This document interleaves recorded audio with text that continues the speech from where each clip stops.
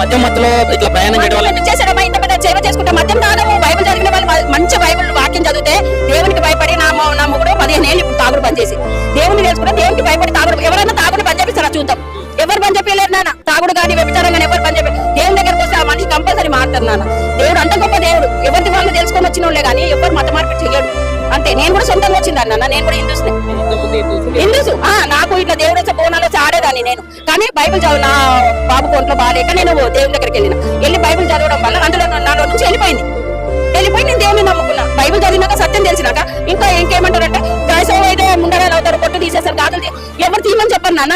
అది చదివినాక ఎట్లుంటదంటే మనకి ఈ ఆకాశం కింద ఉన్నదంతా చెత్త అని ప్రసంగి గ్రంథకుడు రాసింది.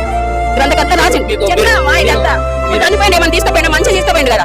ఏమి రాదు మన ఎంబడి, బంగారం రాదు, ఏది రాదు. కానీ మా అంతకు మేమే చేయాలి. కానీ ఎవరు మత మార్పిడి చేయరు నాన్న. ఎవరు చేయరు. ఎవరు నువ్వు చెప్తే నువ్వు వచ్చేసావు, నేను చెప్తే నేను వస్తానా. ఎవరు రారు. అది బైబిల్ కరెక్ట్ గా చదివిన వాళ్ళు మాత్రం దేవుడు ఉన్నాడు, నిజమైన దేవుడు ఆయననే అని చెప్పి వెళ్తాను. అంతేగాని మత మార్పిడి కాదని ఇది ఒక మార్గం అంతే. క్రైస్తవం అంటే మతం కాదు. ఈ కులాలు మతాలు మనం చేసుకునే నాన్న. ఎప్పుడు ఒక పుట్ట మతం కులం అనుకుంటే కూడలేక చెప్పినట్లు బైబిల్ చదివిన తర్వాత మీ ఇంట్లో అమ్మవారు బయటకు వెళ్ళిపోయారు. నా దాంట్లో నుంచి నాలో వెళ్ళిపోయాడు. మళ్ళీ ఎక్కడ పోయింది నేను అడిగా.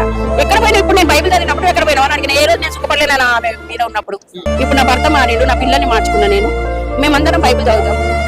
మేము ఎవరిని ఏమన్నానా మా బాధ దేవుడికే చెప్పుకుంటాం. దేవుడి యుద్ధం ఇవ్వాలి. ఎవరిని చెప్పినా మొత్తం క్రైస్తవులు కూడా చావడానికి సిద్ధమవుతాం. నా బైబిల్ కరెక్ట్ బైబిల్ చదివి దేవుడిలో ఉన్న వాళ్ళు కరెక్ట్ చావడానికి కూడా సిద్ధమవుతాం.